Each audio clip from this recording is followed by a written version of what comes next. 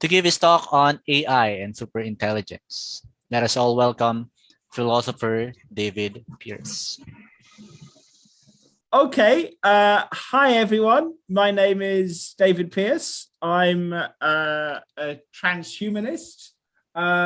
Back in the year 1995, I wrote an online manifesto, The Hedonistic Imperative, which calls for the use of biotechnology to phase out suffering throughout the living world and replace the biology of pain and misery by gradients of intelligent bliss. In 1997, a young postgrad called Nick Bostrom got in contact, and in 1998, we set up the World Transhumanist Association, now rebranded as Humanity Plus. Transhumanists want to create a triple S civilization, crudely, a world based on superintelligence, which is perhaps going to be our focus now, super longevity, and super happiness. And perhaps I can just run through the three supers and also discuss the nature of full spectrum superintelligence.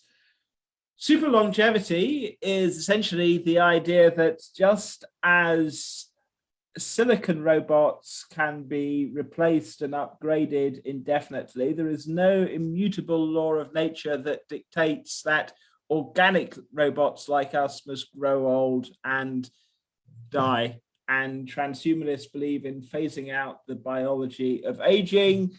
Realistically, older people today are not going to make it. So transhumanists urge the use of cryonics and maybe even cryothanasia. This is the idea that you can be suspended and one day can be brought back to life either by our grandchildren or advanced technology. So that's the first super longevity.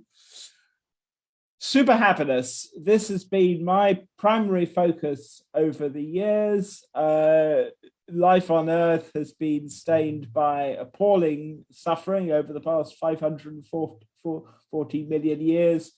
Pain, misery, suffering has been extremely adaptive because it helps our genes leave more copies of themselves, or at least it did in the ancestral environment. And in spite of hundreds of years of socioeconomic, political reform, there is no evidence today that on average, most people today are happier or sadder than our ancestors on the African savannah. This is because of the negative feedback mechanisms of the hedonic treadmill. And transhumanists, as set out in the Transhumanist Declaration of 1998, 2009, yes, are committed to the well-being of all sentients. And this is going to involve everything from genome editing. All prospective parents should have access to pre-implantation genetic screening, counseling, CRISPR editing. It's going to be possible essentially to choose the approximate hedonic range, hedonic set point of your future offspring. And so in future, there is likely to be intense selection pressure in favor of happier people. But it's not just humans. It's going to be possible to replace the horrors of animal agriculture, factory farming, slaughterhouses, with cultured meat and animal products. I mean, I would strenuously urge anyone who's not vegan already to go so. A pig, for example, is as sentient as a small child and deserves to be treated accordingly. But yeah, in practice, animal agriculture and the death factories are going to close as a result of cultured meat and animal products as much as moral advocacy. Even the rest of the living world is amenable to genetic manipulation and control, genome editing, synthetic gene drives that cheat the laws of Mendelian inheritance are going to be able to spread happiness and well-being across the biosphere. And looking further ahead, there is no reason simply to eliminate experience below hedonic zero. I would anticipate a novel architecture of mind, life based entirely on information sensitive gradients of well-being. There is no biological or immutable genetic need to preserve pain and suffering. And this takes us to the third super, and the super I think we're going to focus on today, superintelligence. What transhumanists believe in overcoming our intellectual limitations, but what actually is superintelligence? And this is what I hope to discuss with everyone today. I should stress that transhumanists have very, very different conceptions of what superintelligence amounts to. And I'm going to briefly sketch three of them. There's one conception of superintelligence pioneered by the mathematician I.J. Good, developed by Eliezer Yudkowsky and his colleagues at MIRI, and further developed by Nick Bostrom in his magisterial book, Superintelligence. This conceives of the idea of recursively self-improving software-based AI that is going to lead to some kind of runaway intelligence explosion of machine intelligence. This is the idea that post-human superintelligence may not be our biological descendants, but may instead be our machines. And the worry of many people focused on the prospect of machine superintelligence is that superintelligence may not be sentient friendly. So that's one particular conception of superintelligence. A second conception of superintelligence, this is associated with Ray Kurzweil, the singularity is near. This conceives of essentially some kind of fusion between humans and our machines. That yes, we see the exponential growth of computer processing power and AI, but it's also going to be possible for humans to essentially fuse with our machines. One sees something like Neuralink, Elon Musk, it's going to be possible to have neurochips, but also, and here I should stress I'm very skeptical, the theory is that in principle, it would be possible to scan, digitize, and upload your brain. So this would be throwing away our traditional carbon substrate. And yeah, it's essentially a complete fusion of humans and our machines. But the conception of superintelligence, which I explore and I find most technically and sociologically credible, is biological superintelligence or biointelligence. That recursively self-improving organic robots, i.e. us, are going to be able to edit our own genetic source code, give ourselves the to rewrite ourselves, to upgrade our reward circuitry, our senses, and incorporate, yes, within ourselves neurochips. So you can have superintelligence on a neurochip, but the big difference, I think, is that biological humans and non-human animals are conscious, not merely conscious. We have the capacity for phenomenal binding. What is phenomenal binding? This is, I would say, absolutely key to the development of biological intelligence over the past 540 million years. Right now, you can see individual perceptual objects, i.e., for instance, the speaker waving his arms around, as part of a unified perceptual field. You are capable of local binding, i.e., instead of just being a bunch of 86 billion membrane-bound pixels of experience, you are somehow, during your waking life, a unified subject. And this is a very deep mystery, because if one takes standard neuroscanning seriously, you're not a unified mind. You are you ought to be just a bunch, discrete pixels of experience, mind dust. And one of the ways to appreciate the extraordinary adaptive nature, the fitness enhancing properties of phenomenal binding, is to look at syndromes where phenomenal binding breaks down. And we consider a syndrome such as simultanagnosia. In cases of simultanagnosia, someone can only see one object at once.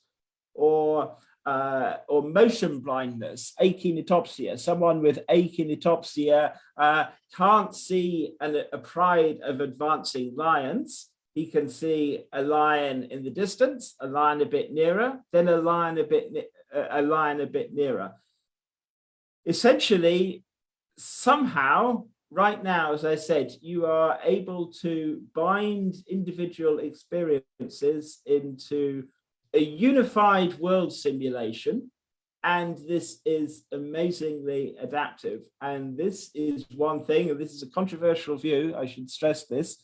This is one thing that classical digital computers and classical connectionless systems can't do.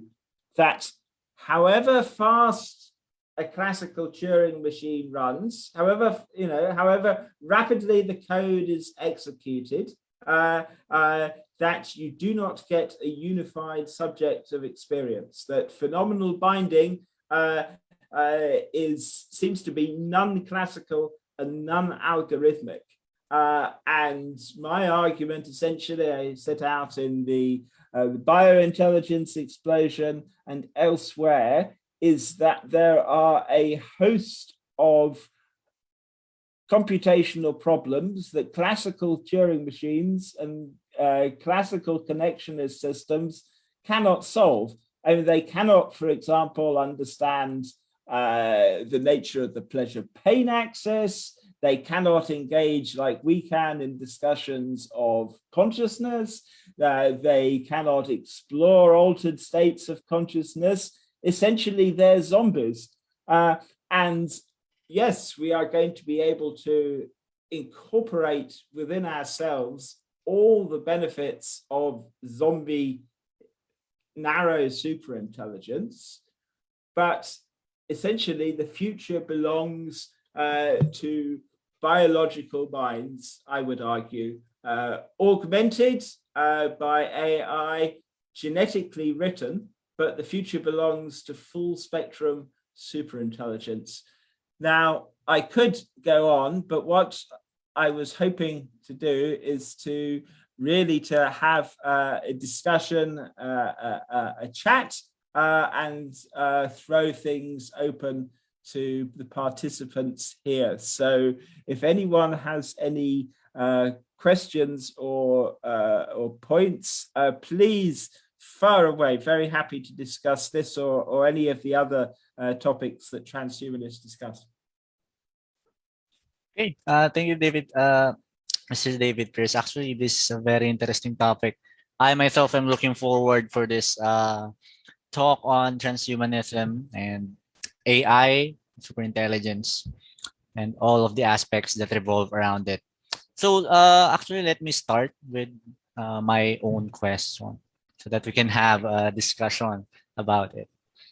My question here revolves around With a lot of media that we consume today, uh, for example, films, literature, video games, even about the future, most of them, if not all of them, are too grim and even pessimistic.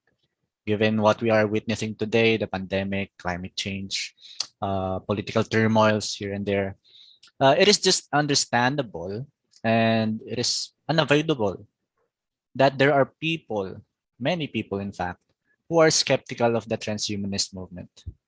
Uh, what are some rhetoric that we can utilize in order to convince them that it is actually the future and good for humanity in general, especially about the principle of the elimination of suffering as human species? It's tricky. I mean, personally, I think that the biggest technical challenge of all is to build sentient, friendly, biological intelligence. That essentially, if you look at the history of humanity over the past, few thousand years, or just look back last century, something like 100 million humans killed each other in war, or the billions of non-human animals that humans slaughter. That transhumanism at its best, offers a world in which there is no more pain and suffering. There is no more involuntary work, in the sense of the kind of so many tasks can be offloaded to computers.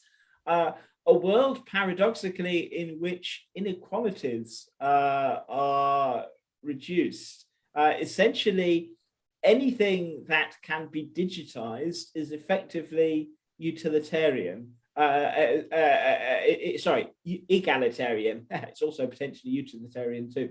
And that your music connection, your media collection, is as good as Bill Gates or Elon Musk's. And likewise, the new technology of genetic enhancement, essentially the price of genome sequencing has collapsed. The first genome took $1 billion to sequence. Now it can be done for under $100. That ideally, yes, the benefits of a transhuman world, transhuman civilization, can be spread across the world. But I don't want to sound like some kind of starry-eyed utopian. I mean, the history of utopian movements in general suggests horrible things can go wrong. But that said, if we phase out the biology of experience below hedonic zero and replace it by information-sensitive gradients of well-being, the very nature of things going wrong changes too.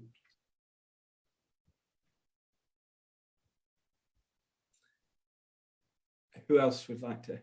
Okay, thank you, Mr. David Pearce. So we have actually we have another questions from our audiences. Let me just read them for you.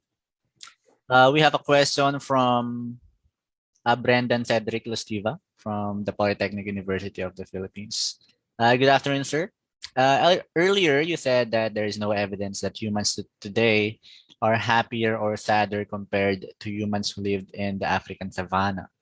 What are the criterions in order to determine if life has gotten better since the ancient times? And in terms of technology, are there anything we can do in order to improve the quality of life all over the world today? Yes, it's very counterintuitive, this notion of the hedonic treadmill. There's a so-called lottery paradox that, on average, 6 months after either having a terrible accident that leaves you quadriplegic or a lottery win, according to self-reported criteria of happiness or unhappiness, most people will have reverted to the level of well-being or ill-being that they reported before the level of the win or the tragedy. I mean, there are complications. Chronic sustained stress can actually lower hedonic set points, but the feedback mechanisms of the hedonic treadmill are vicious and extremely effective. You asked about how to actually test well-being, and it is true that it is difficult to measure. You can ask people self-reported well-being on a level of, let's say, -10 to 0 to +10, what is your mood, your default hedonic tone right now? And this is very imprecise, and clearly one can't go back 10,000 years to ask people then. But if one looks at, for example, the levels of clinical depression, anxiety disorders, mental ill health, divorce, suicide, something like 850,000 people take their own lives each year. This is extremely sobering, to say the least. And one can look at the molecular biology of pain and pleasure. In the case of humans, kids, and non-human animals who aren't verbally competent, one can explore how hard they will work to obtain or avoid a particular stimulus. One can do pharmacological challenges. One can explore genetics, and the different strands of evidence converge. It's easy, at least if one is having a discussion, to oversimplify. I am not saying that political, social, economic change is worthless. We need a twin track strategy. It's not as though I would want to go back to living on the African savannah. But nonetheless, the evidence is pretty stark. Hence this expression, the hedonic treadmill. Okay, so in response to your answer just now, Mr. David Pearce, what present technology has the potential to create this kind of happiness that we can gather, like super longevity of our lives, happiness, and even intelligence? Ooh, yeah, good question. Some transhumanists are temperamental optimists. They think it's all going to happen in our lifetime and that our lifetime will be massively extended. I'm much more cautious about timescales. Let's focus on mood enhancement. Before going on to the advanced transhumanist stuff, everyone would do extremely well to optimize sleep discipline, aerobic exercise, and nutrition. I mean, this makes me sound like a naturopath. I'm not, but diet, exercise, and good sleep discipline are still the bedrock of health. Number of possibilities. Let's run through three. This, and it's not the one I personally advocate, is some kind of neurostimulation of your reward pathways. And I think something like wireheading should be offered to victims of intractable depression. Nonetheless, it's not a viable solution to the problem of suffering for a whole civilization. Wireheads don't want to lead to baby wireheads. This is something that I think should only be done as a last resort. Next possibility is designer drugs. Now, most of today's so-called antidepressants are pretty mediocre, but developments in neuroscience offer the prospect of radical mood enrichment. For example, I would like to see an acceleration of research into ACKR3 receptor blockers. Now, that's a bit of a mouthful.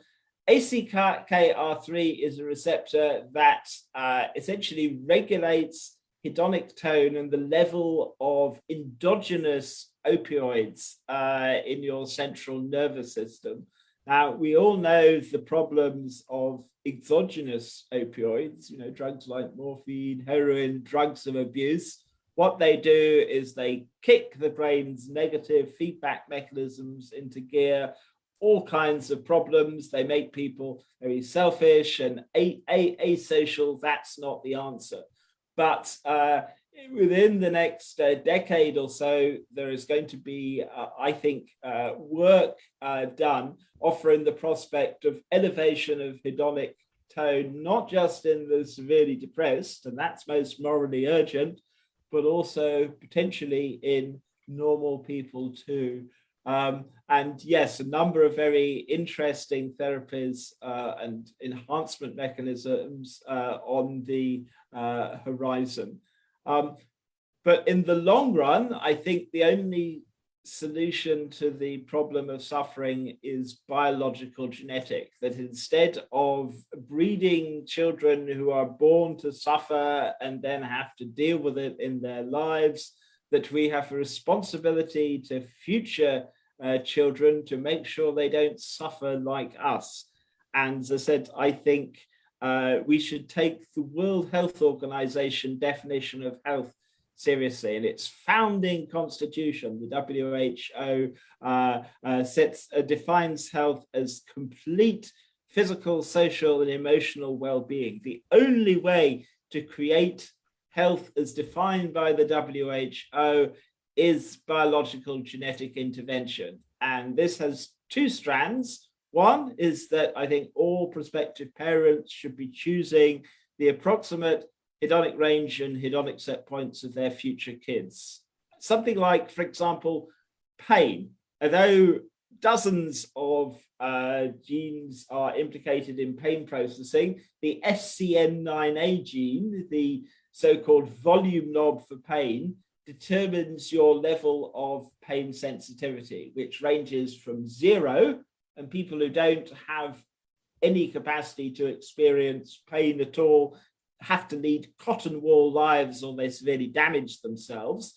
But of the dozens of alleles of SCN9A, others confer unusually high or low pain thresholds. And I think all prospective parents are going to have a responsibility to ensure that their offspring have a benign version of SCN9A. If you have a benign version, you say such things.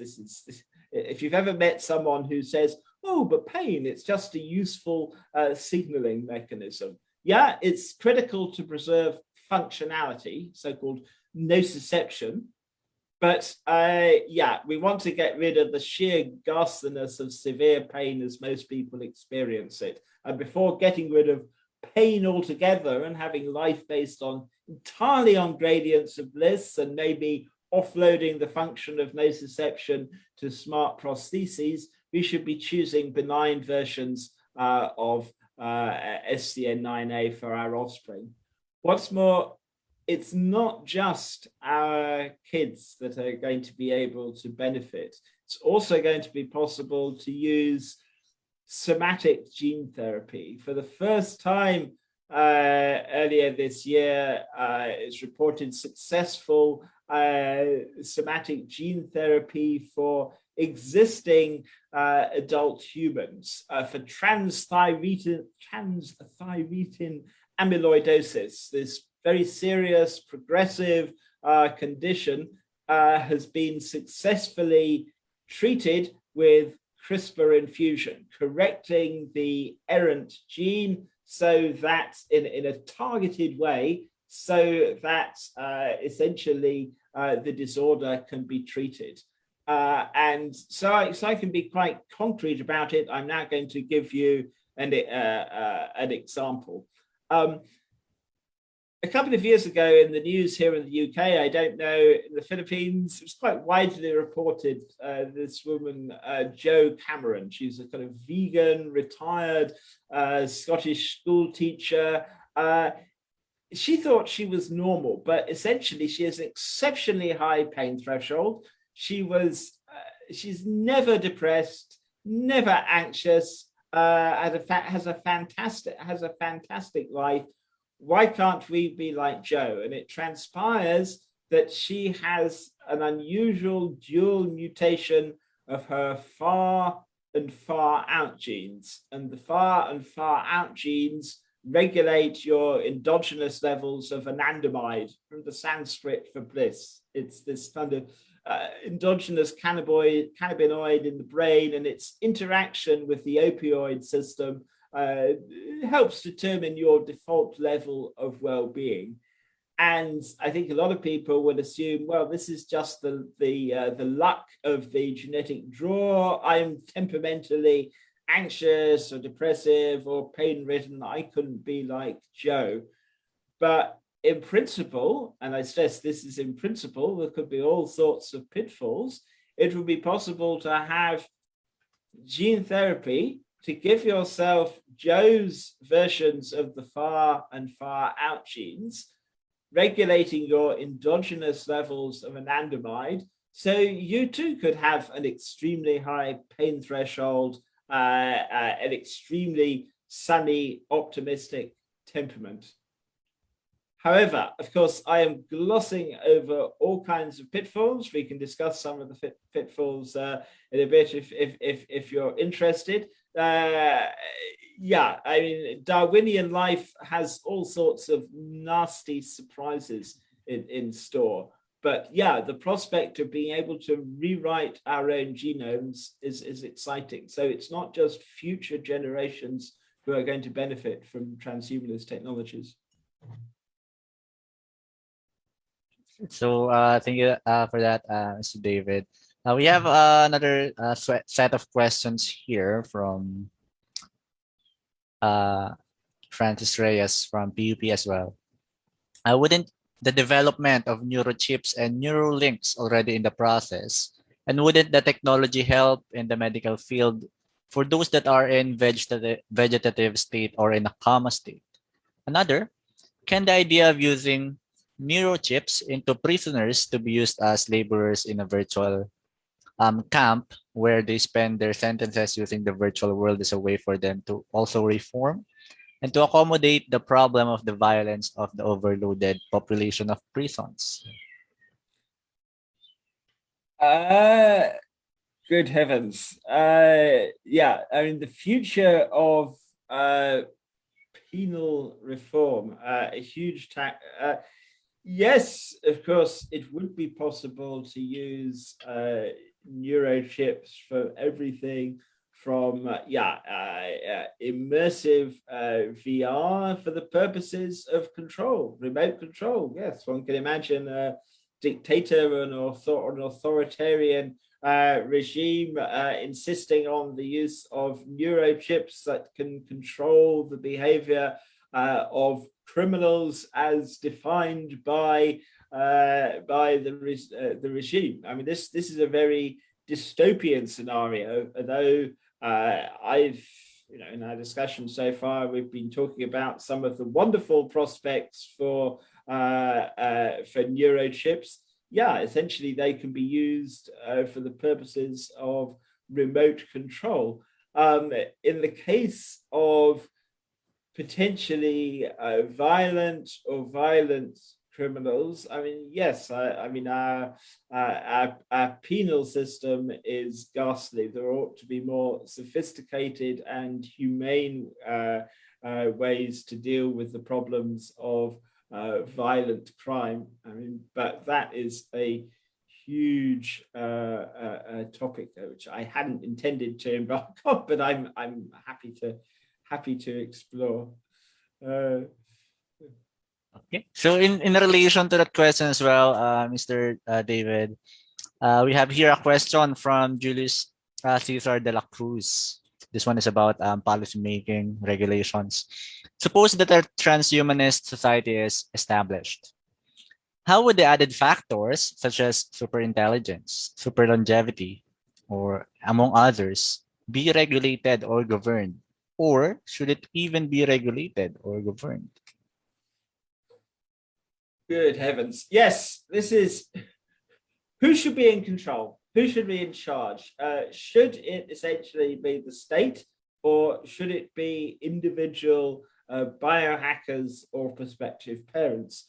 And I don't have any pat answers beyond sort of general observation that I think one human innovation that is worth conserving, even into the transhuman and post-human era, is democracy and accountability, that society should take these decisions or at least appoint accountable governments who can be thrown out of office if they don't implement our wishes. I mean, personally, I think it is going to be much safer in the case of something like designer babies, pre-implantation genetic screening, if individual prospective parents take the decision, guided, yes, by the medical authorities, but ultimately left in the hands of the parents.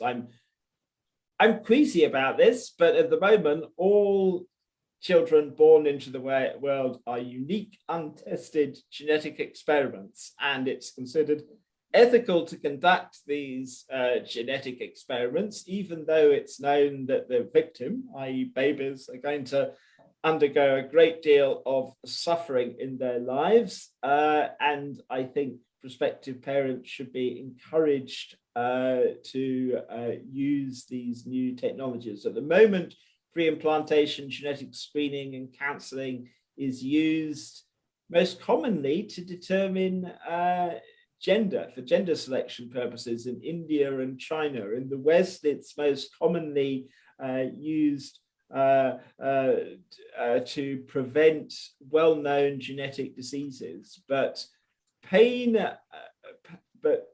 and depression. I mean, let's focus on depression. Depression has very high genetic loading, and in principle now parents will have the ability to choose hedonic range and hedonic set points, and it's essentially no depressed person wants to have depressed kids. And I think that, it's essentially all prospective parents should be encouraged, not yet forced or anything, but encouraged to use pre-implantation genetic screening and counseling rather than the genetic crapshoot. I thought that the designer baby revolution was going to be launched 2 or 3 years ago in China with the first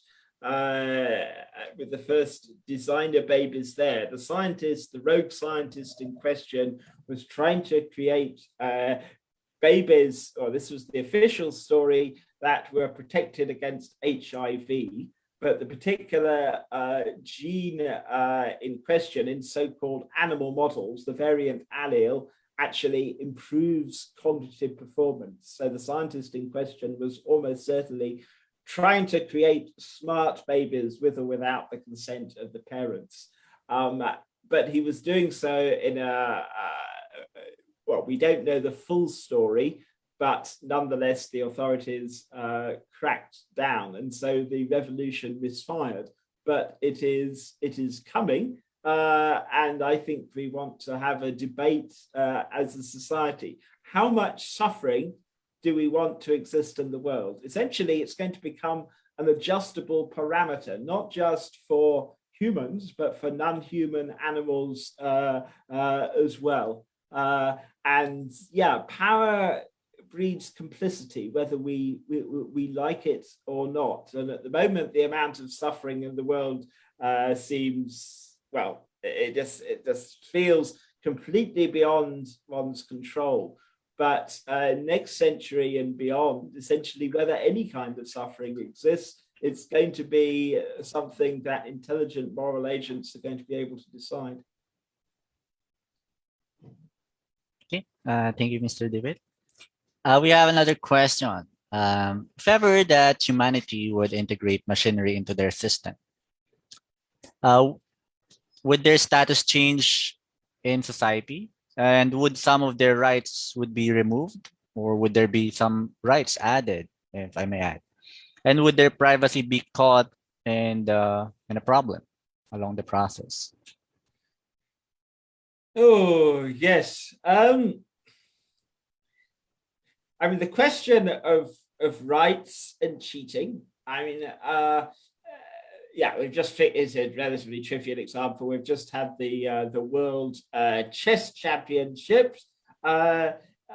Anyone with a neurochip can outplay Magnus Carlsen, but intuitively that's cheating. But you know, does it really matter? If one can have genetic enhancements and neurochips to improve subjective well-being, yeah, I mean, good heavens, it's such a vast topic in terms of privacy. Yeah, most people, they want to have their privacy respected, but they also want to be acknowledged, have their contribution to the world respected. There are unresolved tensions here.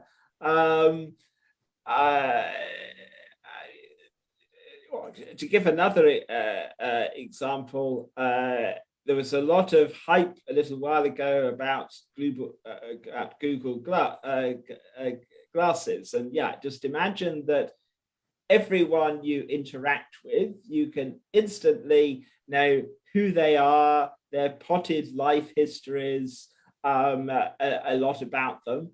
Is this good or bad? Now, the privacy implications here are huge too, but do we really want to be strangers to each other? I mean, in the ancestral environment, everyone knew everyone else,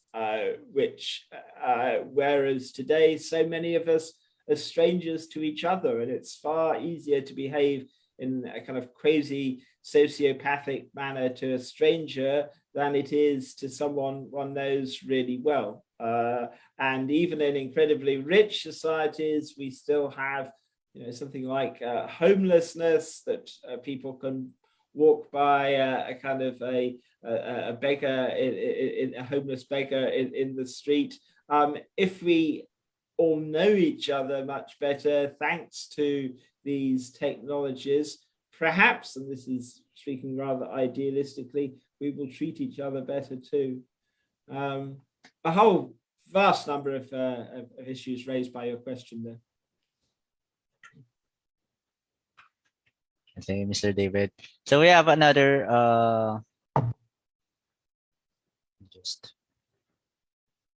another question from Dushel Gaboncal from PUP as well.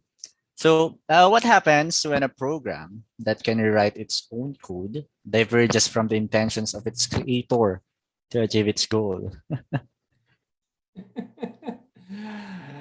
Well, yes, perhaps the most famous example here is so-called paper clippers.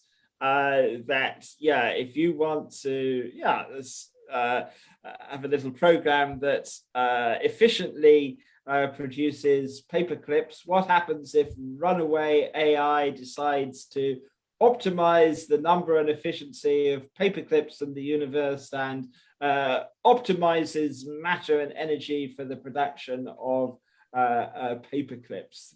This is the AI control problem. How do we get around it? Well, clearly there need to be safeguards, but I still think that by far the biggest threat to civilization this century is humans. That evolution designed male human primates to form coalitions of wage territorial wars of aggression against other human male primates. And AI is going to be used as a tool, but it's most likely, sadly, to be humans waging war against each other, often using something as, inverted commas, primitive as nuclear weapons that is the threat to civilization.